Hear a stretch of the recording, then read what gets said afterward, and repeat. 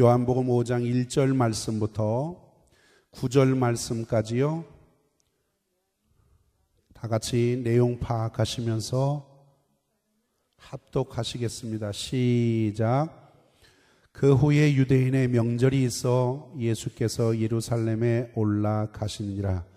예루살렘에 있는 양문 곁에 히브리 말로 베데스다라 하는 못이 있는데 거기 행각 5이 있고 그 안에 많은 병자, 소경, 절뚝발이, 혈기 마른 자들이 누워 물의 동함을 기다리니 이는 천사가 가끔 못에 내려와 물을 동하게 하는데 동한 후에 먼저 들어가는 자는 어떤 병에 걸렸든지 낫게 되미러라. 거기 38년 된 병자가 있더라.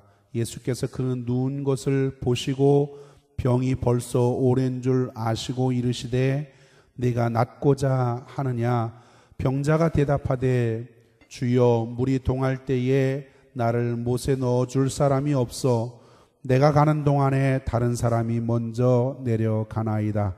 예수께서 가라사대 일어나 네 자리를 들고 걸어가라 하시니 그 사람이 곧 나아서 자리를 들고 걸어가니라. 이날은 안식일이니. 아멘. 불란사의 한 젊은이가 정신과 의사를 찾아왔어요.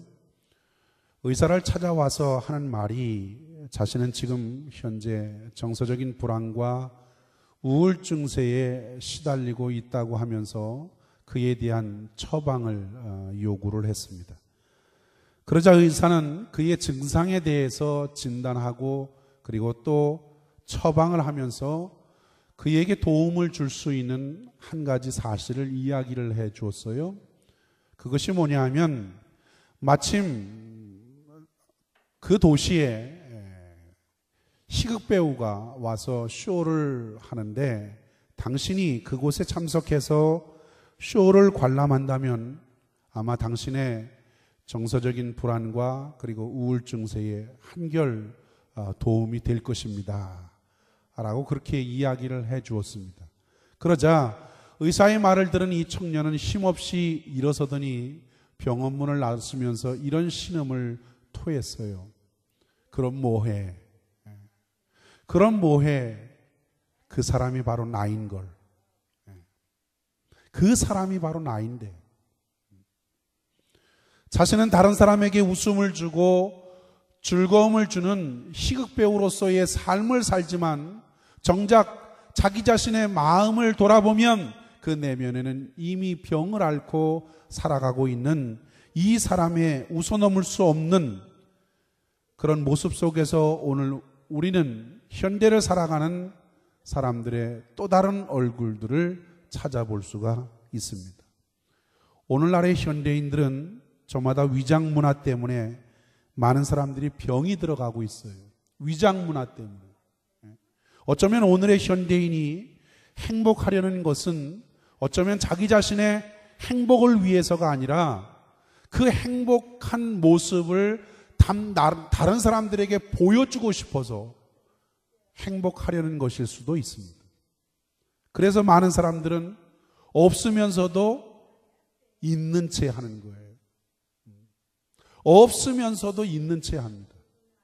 모르면서도 모른다고 이야기하는 것은 마음의 자존심이 허락지 않아요. 그래서 모르면서도 아는 것처럼 행동합니다. 무능하면서도 유능한 것처럼 보이고 싶어 합니다. 이런 위장된 자신의 이중적인 모습들을 보면서 자기 자신 스스로에 대한 실망감 때문에 사람들은 자괴감 속에서 살아가고 있는 모습을 보게 됩니다. 자신의 내면에 충실하기보다는 다른 사람들에게 보이고 싶은 이런 병든 위장 문화 때문에 오늘날 수많은 사람들은 마음에 병을 안고 그렇게 살아가고 있다는 사실입니다. 그런데 가만히 보면 이것은 유독 개인의 경우만 해당되는 것은 아니라고 볼 수 있어요. 우리의 사회 전체의 모습을 한번 둘러보십시오. 경제나 정치나 사회나 도덕, 더 나아가 종교에 이르기까지 어느 것 하나 정말로 성한 데가 없는 그런 열병을 앓고 가는 그런 모습들을 우리의 사회 속에서 우리가 확인할 수가 있습니다. 그러므로 오늘 우리 중에 그 누구도 하나님의 긍휼이 필요 없다거나 하나님의 치유하심이 필요 없다거나 하나님의 은혜가 필요 없는 사람은 한 사람도 없습니다. 처음 사람 아담으로부터 시작해서 모든 인류의 보편적인 영적인 상태를 살펴보면 모두가 다 하나님의 긍휼이 필요한 사람들이고 하나님의 은혜가 필요한 사람들이고 하나님의 치유가 필요한 사람들이라는 것을 알 수가 있어요. 그런데 여러분 생각해 보세요. 이 땅의 모든 사람들이 하나님의 긍휼이 필요하고 치유가 필요하고 하나님의 은혜가 하나님의 용서하심이 필요하다 할지라도 모든 사람들이 하나님의 용서하심을 경험하느냐? 모든 사람들이 하나님의 치유하심과 하나님의 은혜를 경험하고 있어요? 그렇지 않아요. 하나님이 전지전능하신 분이고 하나님이 모든 것을 베풀어 주시는 그 하나님인데도 불구하고 왜 그 하나님의 은혜는 사람들에게 임하지 못하고 있는 것일까요? 생각해 보세요. 하나님의 은혜가 모든 사람에게 내려질 수 있도록 이미 하나님의 은혜는 모두가 다 예비되어 있지요. 그렇지요? 하나님의 은혜는 모든 사람에게 내려질 수 있도록 이미 예비되었어요.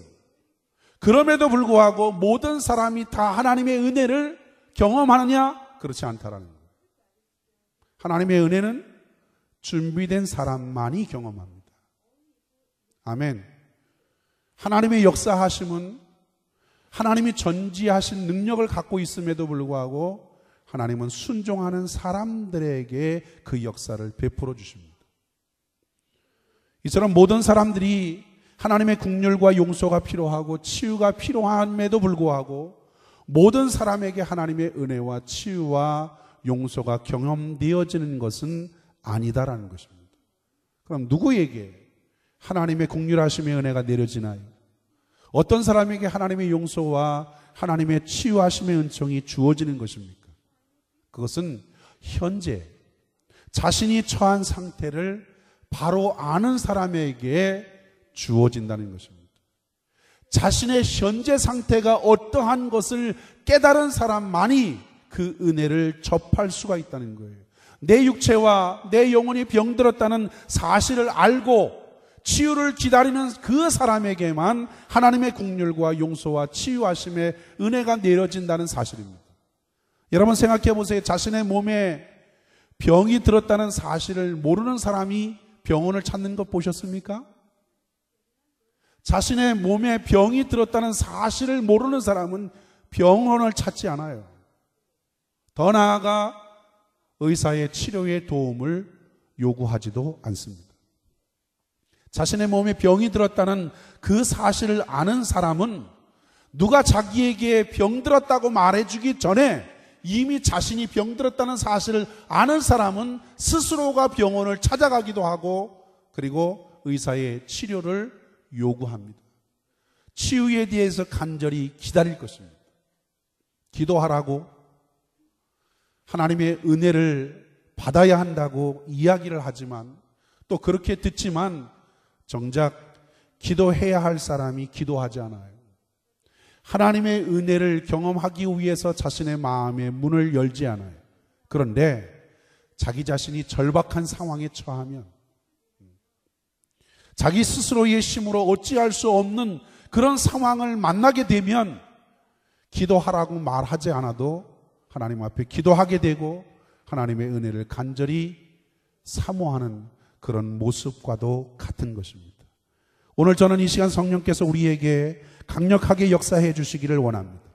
그래서 우리 자신의 영적인 상태가 어떤 상태인지를 바로 확실하게 깨닫고 하나님의 은혜와 하나님의 긍휼과 하나님의 치유하심의 은총을 기다려서 그 주님이 주시는 놀라우신 치유의 은총을 함께 경험할 수 있는 귀한 시간이 되기를 주의 이름으로 부탁합니다.